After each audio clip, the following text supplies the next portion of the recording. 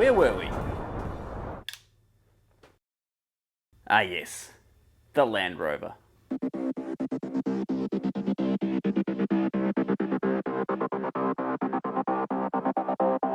It's been 18 long months since the last video on this Land Rover, and if you've got a problem with that, you can go and watch the end of Project Binky. Exactly. By the end of this video, I want this whole engine gearbox section to be a turnkey running machine. That means fuel tank, exhaust, and all the little bits and pieces tidied up. As you can probably tell from the coil and the wires that I have had this running, but it's not exactly convenient to run it out of a plastic jug with open exhaust. So I think the first thing I'm going to do is look at the big question mark, which is the fuel tank. I'm really hoping my existing fuel tank is fine. It wasn't leaking any fuel before or anything like that, so I've no reason to think it isn't. It's a little crusty and dirty on the outside, but that doesn't really matter, that's just a coat of paint. What's more important is, what does it look like on the inside? And I have no idea. So let's find out.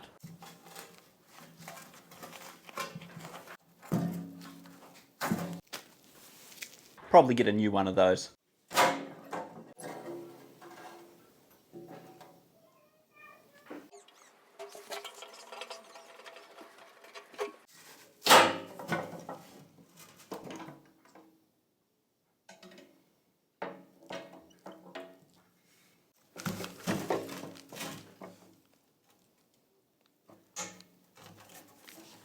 Yes.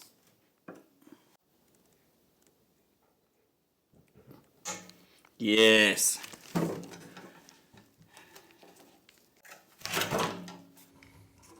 Oh. It's just a blanking plug. Okay. Oh wow. Let me try and show you. Can you see down in there? The coating looks pristine. There is some dirt and sand and stuff down in the bottom, but we'll clean that up. The inside of the tank looks really good. So let's just quickly clean up the outside and get it ready for paint.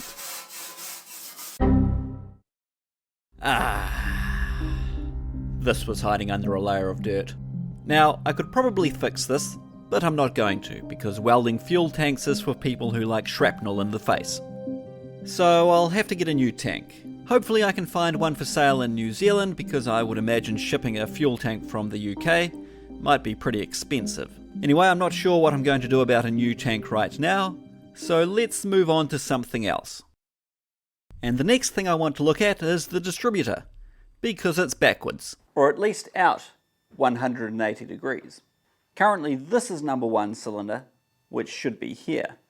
Now functionally it's perfectly fine, but it's a little confusing. And this is a little bit more spaghetti than it needs to be. Now I'm going to put the engine at top dead center. That just means that number 1 piston is at the top of its stroke. Okay, close enough. It could be the firing stroke or the exhaust stroke. The easiest way to check is to look at which direction the rotor's pointing in the distributor. Now we should see the rotor pointing over here, which is not where I want it to be, but it's where it should be right now for number 1 cylinder to be firing. So let's see. Yeah, there you go. So that lines up with the number 1 cylinder spark plug wire. Perfect. We can get rid of all of this. I'll put the cap back on just so I don't accidentally damage anything inside. Now what needs to happen is the rotor inside the distributor needs to move around about 180 degrees. That'll mean the spark plug leads all move around 2 spaces. Just to be clear, this is purely a visual thing. Land Rover always put the number 1 lead here, so that's the convention, and I want it to be correct. But in terms of function, number 1 could be here, or here, or here. Doesn't matter. Wherever the rotor's pointing when number 1 cylinder should be firing, that's where number 1 lead goes, and everything will work. Okay, so here's the bottom of the distributor. And see this keyed bit here at the bottom? That is not on the center line, so you can't put this in backwards. However, the drive gear that this keys into can be rotated however you want when you put it in. And apparently, right now, it's the wrong way. To add to the confusion, there is this little spacer which turns the key arrangement 90 degrees and slots into the distributor drive gear, which is driven by the camshaft. And so it's this drive gear that ultimately determines the position of the rotor within the distributor. So it just needs to be pulled out and turned about half a turn. The drive gear is held in place by a set screw, which is hidden beneath this oil filter holder, adapter, whatever this thing is called. And there it is, a little flathead set screw.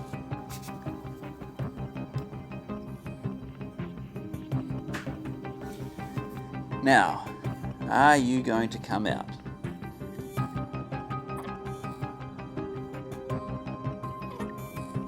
Here he comes.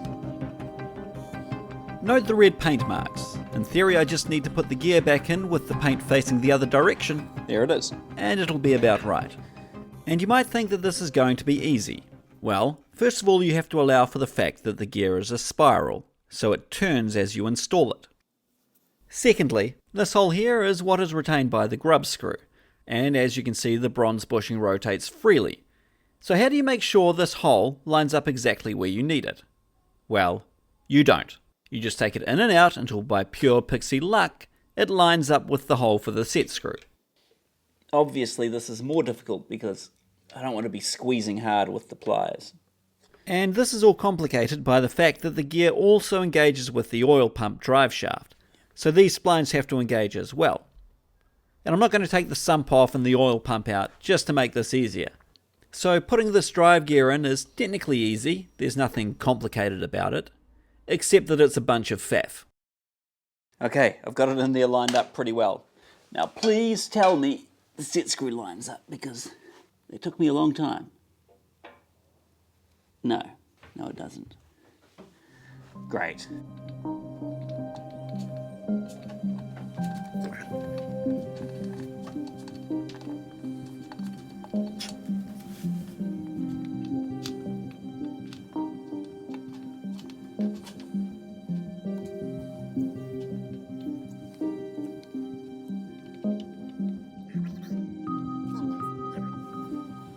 Now, please.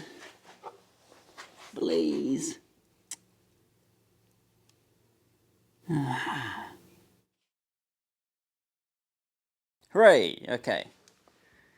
So I can see about half the set screw hole, and I'm going to very gently, with a blunt, this is really blunt scriber, just move it around a little bit so it lines up.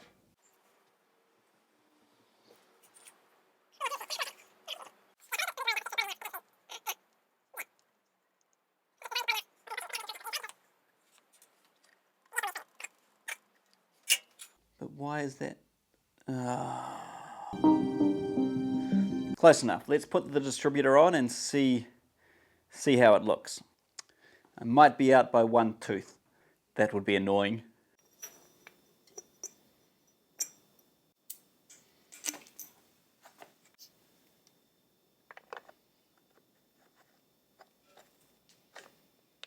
Okay, now hopefully our rotor is pointing over here. What? Oh dear. How is this? Is that engaged? Oh, it's not engaged properly. Hang on, don't panic. There we go. Okay. Yeah, so right now it's going to sit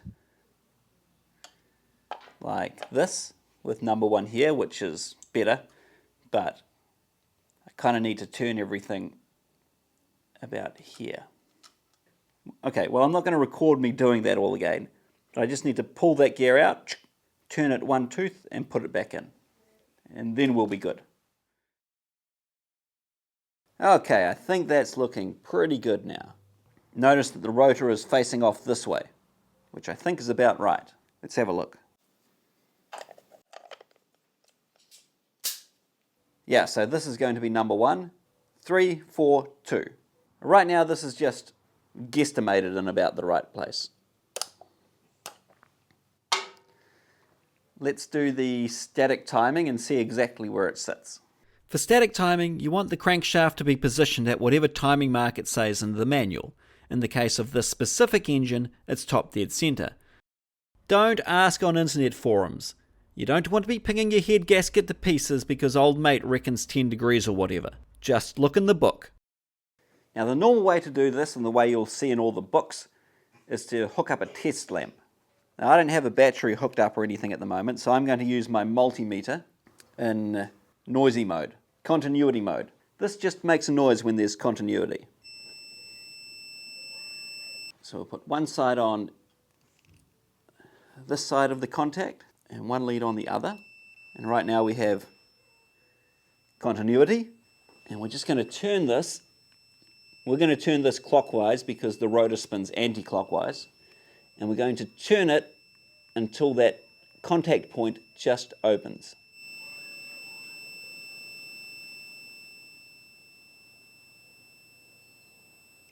There we go. Now when the engine's running, I'll use a strobe light to check it, but in terms of starting up the engine, this will be pretty close. Next, I want to address this piece of copper vacuum line, because you know, I probably could have tried harder. Let's get this off. In my defense, this is pretty annoying stuff to work with. I do have enough new stuff to remake the whole thing, but even brand new, it's not exactly nice and straight. I will try and get the worst of the kinks out, but that's not really what bothers me. I just wanted to look about the same as the original, which I did manage to find a photo of. So this is what I want to try and replicate.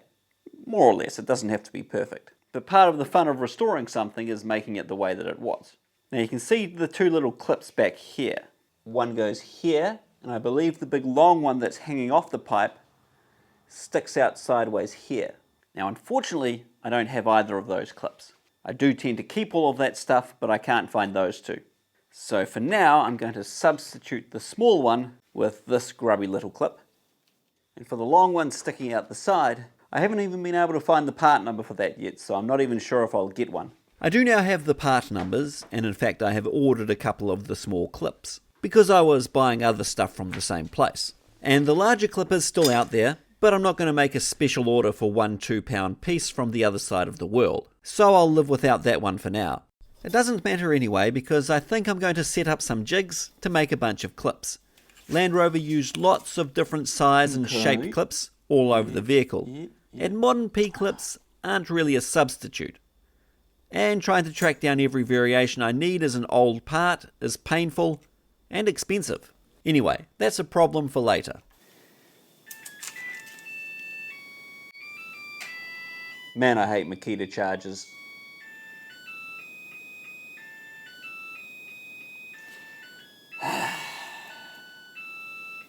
That looks okay, I just need more of a swoop and less of a corner.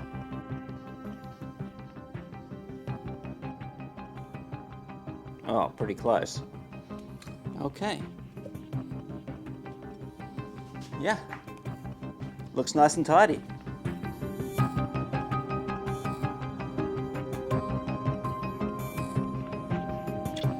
Okay, so let's go back to the distributor spark plug wire situation. Correctly aligning the distributor resulted in less of a spaghetti mess for the wires, but there's still a lot of excess flappage. Obviously don't want them really tight, but certainly don't need all of this.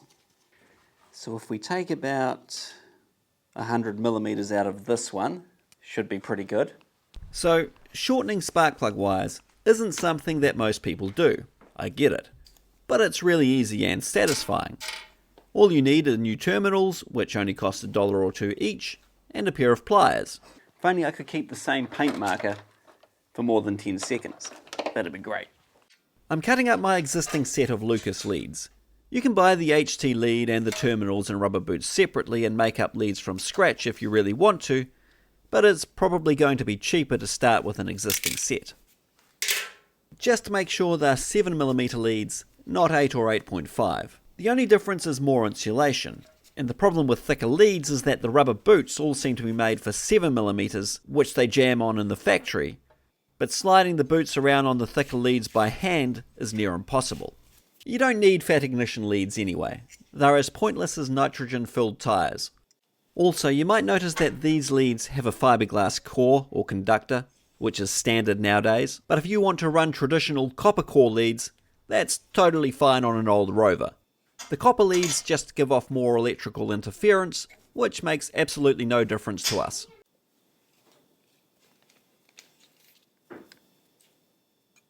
Okay, one done. And I think that looks pretty good. Just a smidge of a gap in here between the oil filling tube, so nothing's rubbing.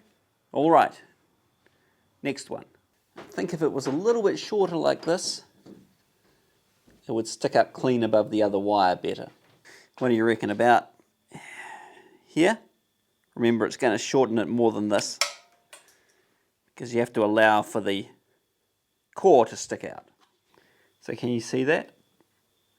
So that just gets folded around and jammed in. Yeah? Pretty simple. There is a proper crimping tool for this, but you don't need it. As long as the core is jammed against the terminal and you can't pull the terminal off, it's fine.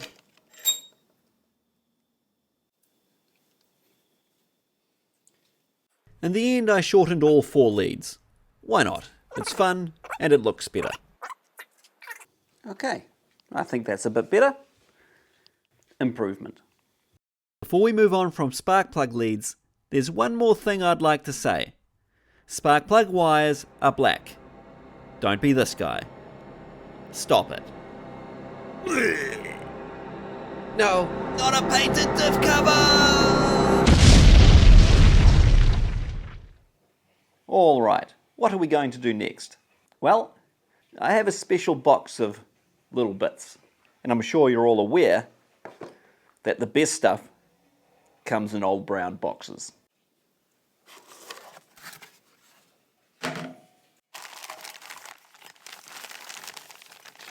Not those.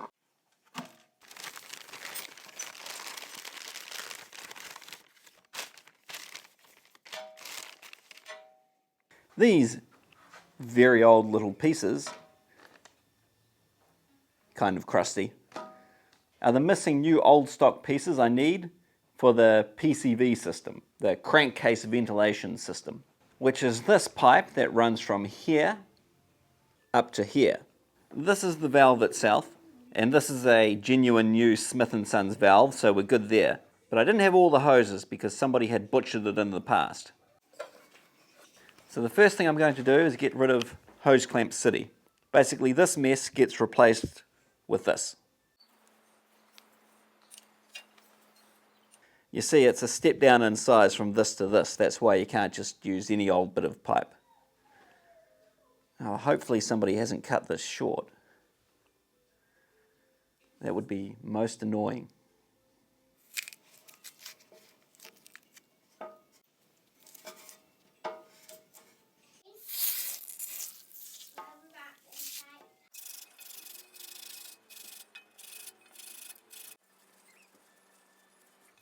I'll just put that on this end at the moment, because I'm going to be taking this off right now. This is just a piece of aluminium I rigged up to get us going. That's the wrong size.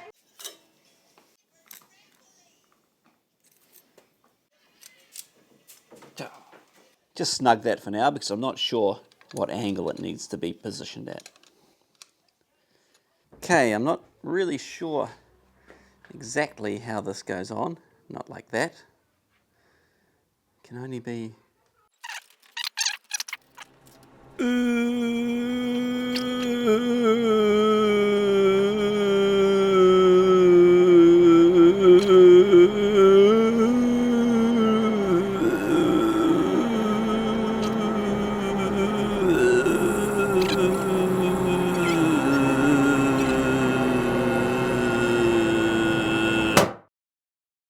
Really obvious when you're sitting on your couch watching another guy do all the work, isn't it?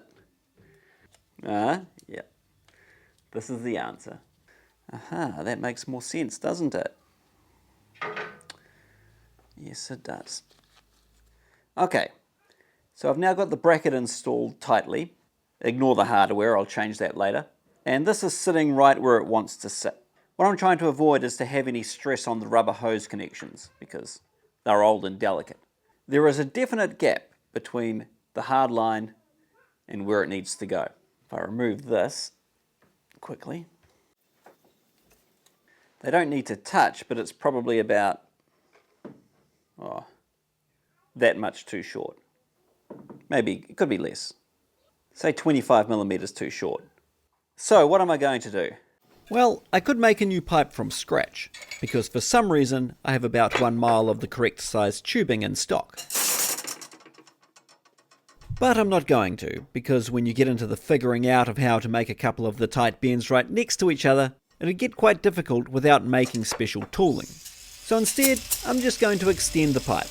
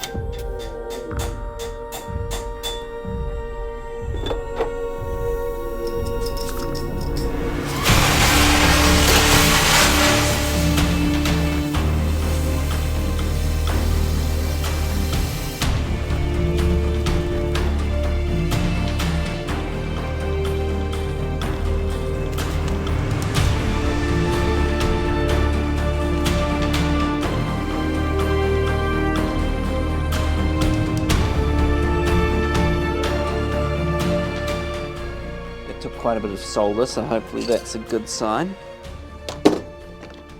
Okay, that's all cleaned up, and I think it looks, well, pretty average, but it'll work. Let's see if it fits.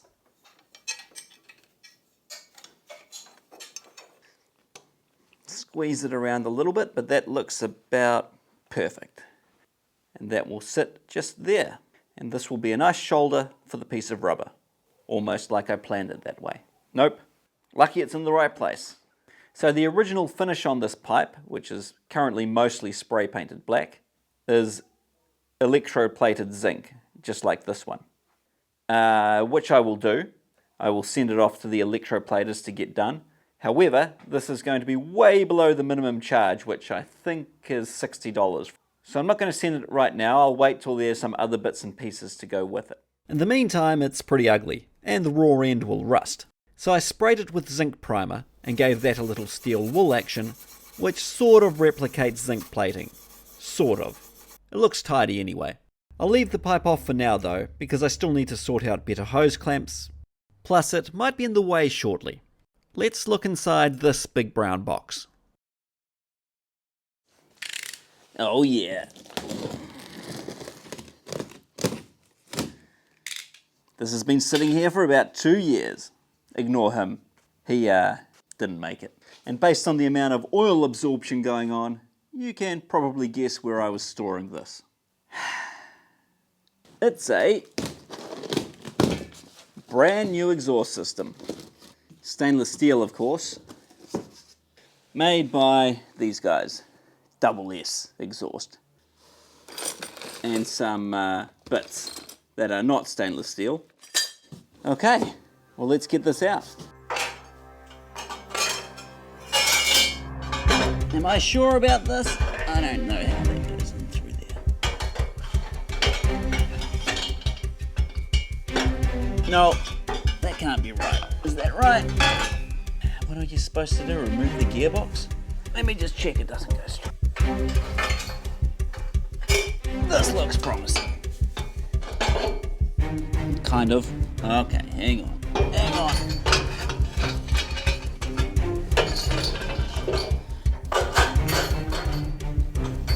That seems more sensible.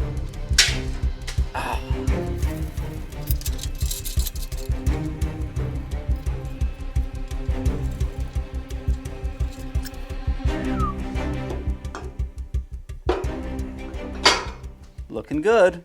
And then I suppose it's this one, because I guess the tailpipe goes at the tail. Okay. For now I'm using the zinc plated hardware that came with the exhaust, but I'll be swapping that out for stainless steel shortly. I don't really see the point of buying a fancy stainless exhaust system and then putting standard hardware all over it that's just going to turn to rust and be impossible to remove later anyway. And ignore the guy installing the exhaust, he's an idiot. That hanger bracket doesn't go there, it actually goes here above the axle. And last but not least, the tail section. Ooh, shiny, looks like a trash can.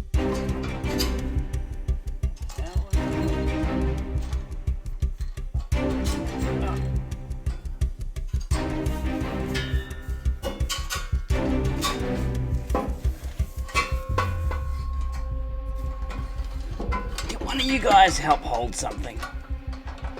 That would be most convenient.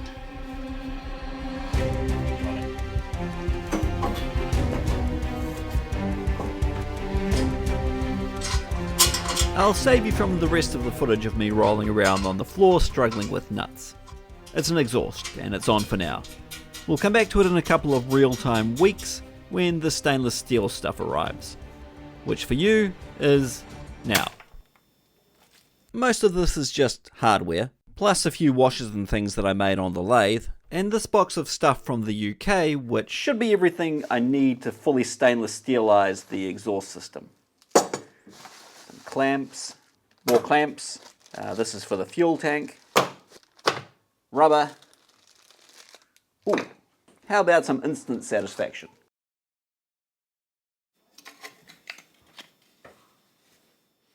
There. That's a little better. Is it really? I think the bright red cheap sticker is correct, but it is giving me coloured spark plug lead vibes. Anyway, there's no point having all of this stuff sitting on the bench, so starting from the manifold, we'll work our way back. Back when I put this motor together, I didn't have a manifold fixing kit, so I made a bunch of stainless steel studs. But now I'm swapping those out for standard zinc coated studs. The only reason I used stainless steel studs in the first place was because I happened to have about 4 meters of stainless rod lying around, a lathe, and the correct size die, so you know, I made a bunch of studs. Now, many of you commented that they would gall in the head.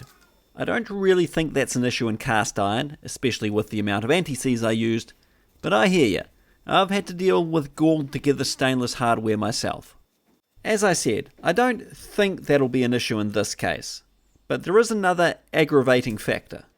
The studs are 5/16 UNF. I used 8mm rod, which is about 315 thousandths of an inch, just a smidge over 5/16. But if we look on this sweet thread cutting chart, threads should measure somewhere between these two numbers. The Unified American Thread Standard lets you almost go right up to nominal size, but commercial hardware typically measures closer to the smaller or looser end of tolerance. And the actual measured size of my studs is 310 thousandths, which is within spec, but right at the upper limit. So what I'm saying is, my studs are probably a little tighter than commercial hardware. Combine that with the question of galling, and I'm just going to replace them all with standard zinc-coated studs and screws. Exactly what Land Rover used. And if they snap, it's not my fault. And that's what matters. I should work for the council. So these studs I'm putting in now are zinc-coated steel, which will rust like crazy because this is an exhaust manifold. And this is the special thick washer that I'm supposed to use to cover these massive holes. But instead I'm going to use this fancy thick stainless steel washer that I made, because rusty studs are one thing, but I still want to try and avoid rust in direct contact with the ceramic coating on the exhaust manifold. Now, this fixing deep inside here is a little more interesting. I'll quickly get it out so we can have a look.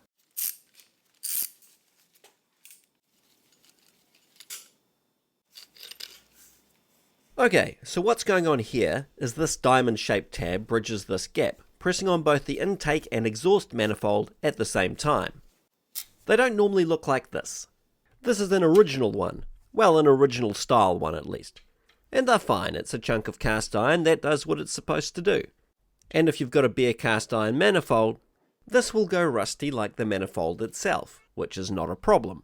But I quickly cut out these two pieces of stainless to do the same job, which they do, although I notice now that they are a little bent.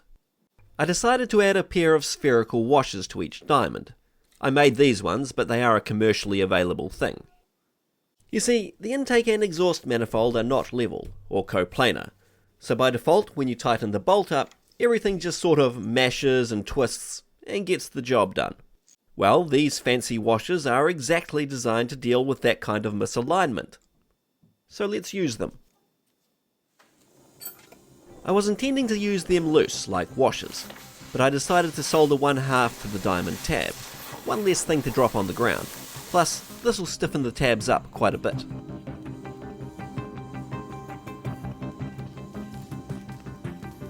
Goes, just feed it around.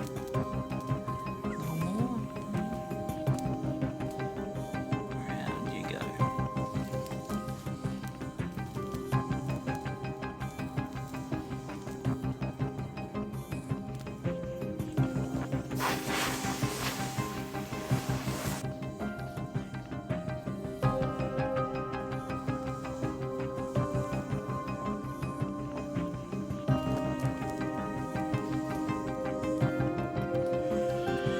Okay, I think we got the back.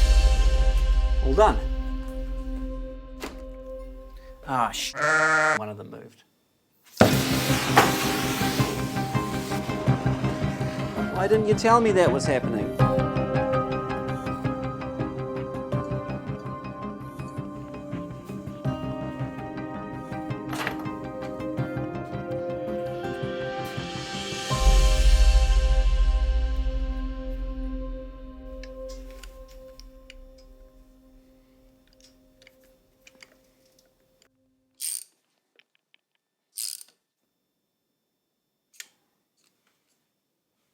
Okay, so that's all of the manifold fixings replaced. Now let's move downstream to this, the exhaust flange. This may be a bit confusing because you just watched me install this, but now I'm going back through and installing the hardware that I want to use, which I didn't have a couple of weeks ago. In this case, stainless steel studs. And yeah, I know, I just decided not to use stainless steel studs to hold the manifolds on, but this is a different situation. I know from experience that standard zinc-coated steel studs in this flange get obliterated by the exhaust heat. That's why Land Rover used brass nuts here, so at least the exhaust pipe could always be removed, but the studs themselves never come out of the manifold. And here you can see me swapping out the zinc-coated Britpart exhaust hangers for sweet stainless steel versions that I purchased from Emberton Imperial. I think their old name was Bits for Landies. I've bought stuff from them in the past as well, including these nice stainless steel shield things. You can't go wrong with accurate stainless steel parts, so I recommend you support Emberton Imperial because they're one of the few parts manufacturers that aren't in the race to the bottom. I've never spoken to them, by the way, this isn't a sponsored plug or anything like that. Done.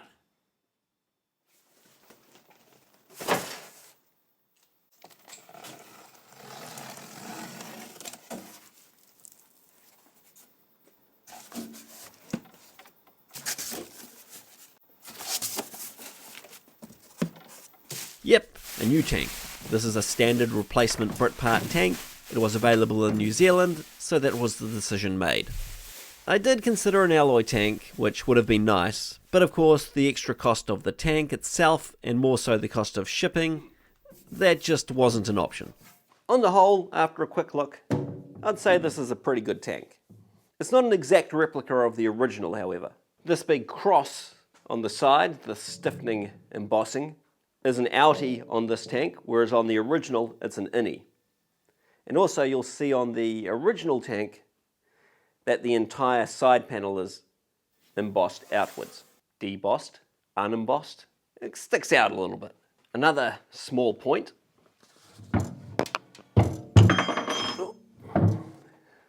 The drain plug on this one is flush.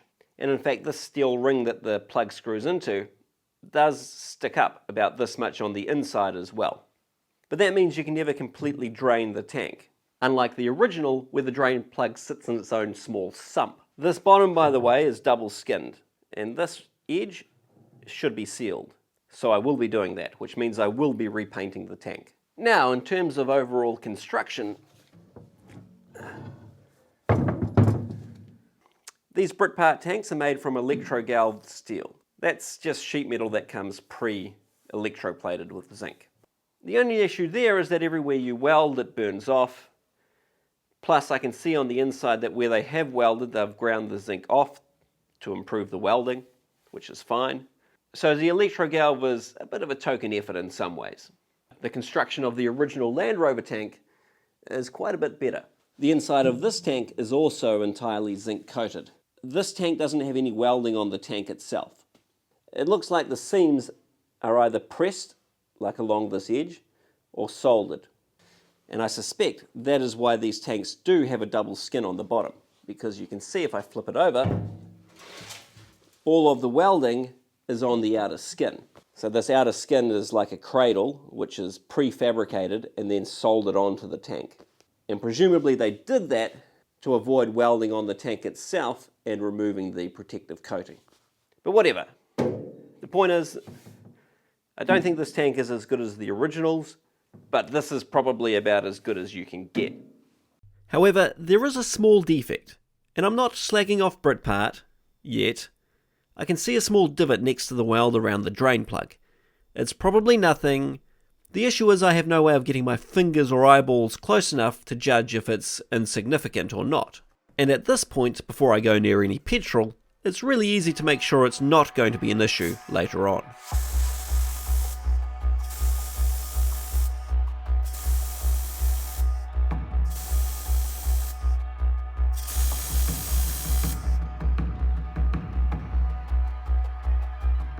And you can see now that the little hole is gone.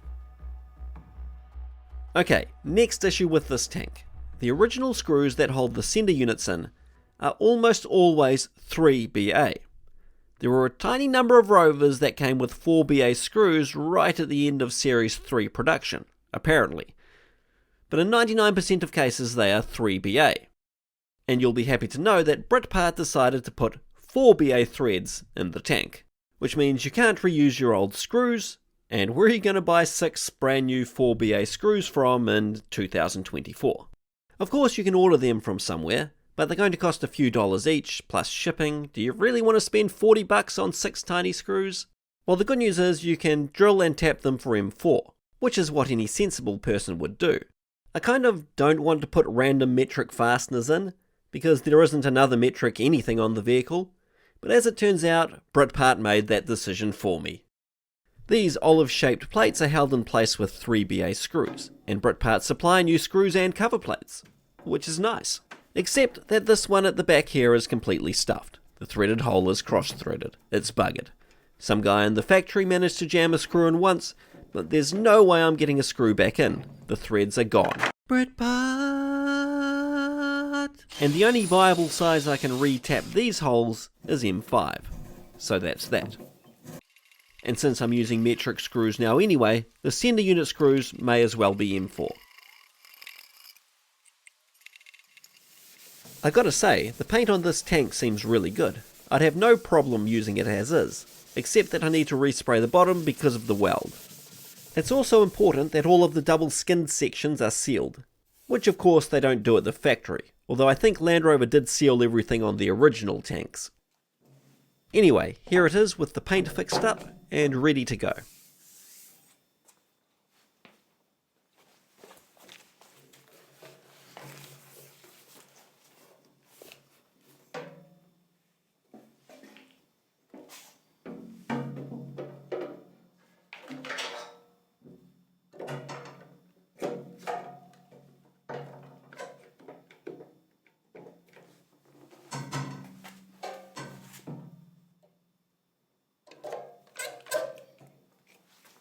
So the correct securing method for these tanks is 3 normal bolts through the front flange. I'm using stainless again. And a single large bolt at the back, which is much more interesting. It's obviously designed to allow some movement between the tank and chassis. which Land Rovers need because they intend people to drive them like this. Land Rover. I mean, that guy just broke his back in 17 places, but at least the fuel tank didn't crack.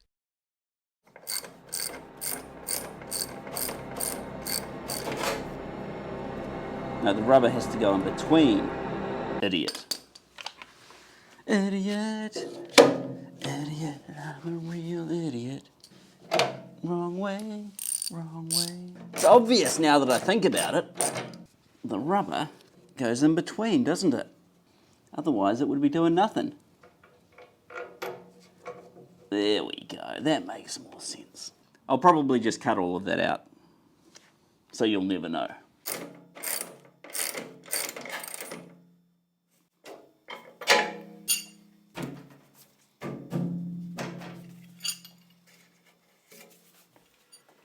This is my original sender unit. I'm just sticking it back in for now. And I would prefer to keep this original one over a new cheap aftermarket one, but genuine Smith senders are still available, so I'll probably get one of those. But for right now, this old one will plug the hole just fine. And obviously there's nothing wrong with the original pickup, because it's a pipe. Could do with a clean though.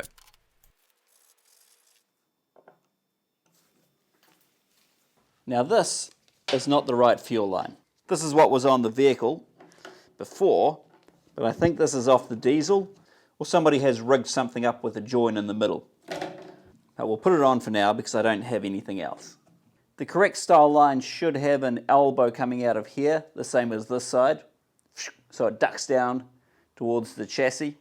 What's here is fine, I've just got excess flappage that I don't really need. Plus this nylon is 40 years old, so it could probably do with being replaced anyway.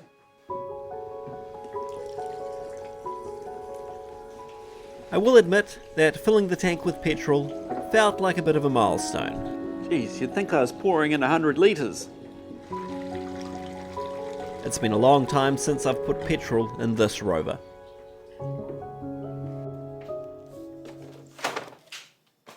This is not a new battery. I'm borrowing it from the Discovery. You know how much new batteries cost? This guy's worth over 400 bucks. I can't afford a fuel tank and a battery at the same time. Crazy. Be cheaper just to buy another broken Land Rover with a battery in it.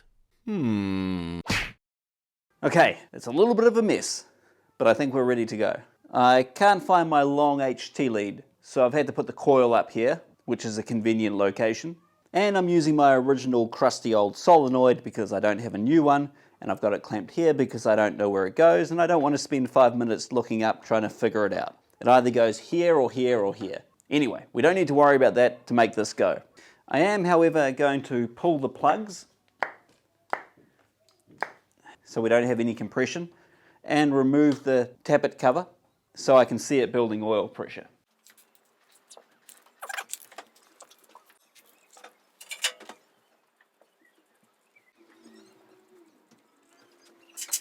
And this probably isn't necessary, but I'll shoot a squirt of oil in each of the cylinders and turn it over by hand once or twice, because it's been a while.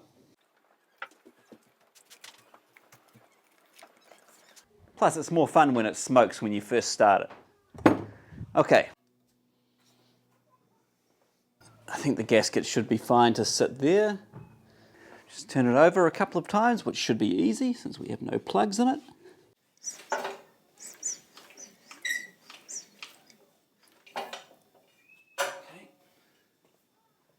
Just to get some oil around the cylinders. It's not like this is the first time the engine's ever fired up or anything. So this should, in theory, crank. Nothing. How about now? Nothing. What's going on? Oh, I think I see the problem. I believe I need to earth the body of the solenoid. Hang on, just a second. You can go here. All right, cranking.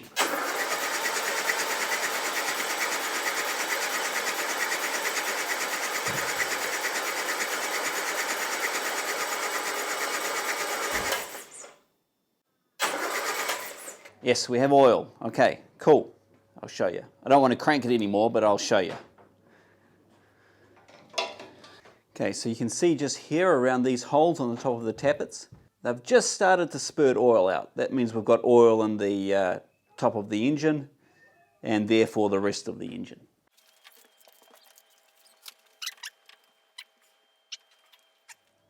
Last check. Make sure nothing's touching anything. We're away from the exhaust, yes. Away from the fan, yes. Okay, let's go.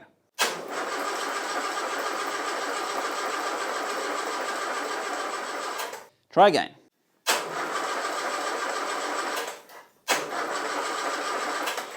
No. Okay, so I've checked, we do have spark. I pumped some more fuel up. Up here smells fuely, so we should be okay there. I have now put quite a bit of choke on, so unless the timing is way out, it should run. Let's go.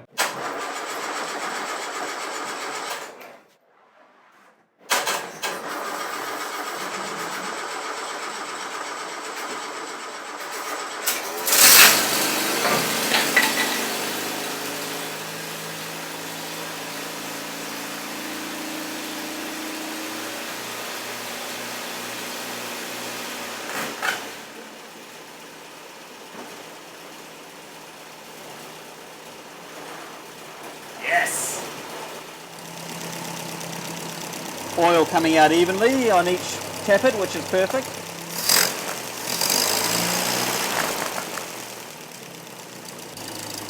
I think we have an exhaust leak.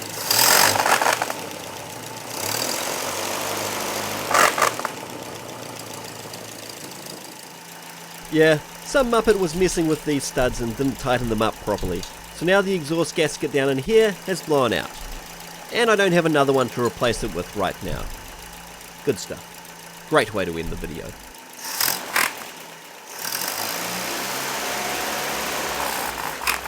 Well, this is real life, not TV. Things don't always end up the way they're supposed to. This video is stopping here because I decided that enough stuff has been done. There's no sentimental outro, just the end. Thank you all for sitting through this mashed together video. I know you've got better things to do, but you're here anyway. Thank you. And as always, an extra thank you to those of you who contribute directly through either Patreon or YouTube or by buying charts. Oh, and leave comments. I love reading the comments. And don't hold back. I can handle it. That's it. Let's move on. Thank you all for watching, and I'll see you next time.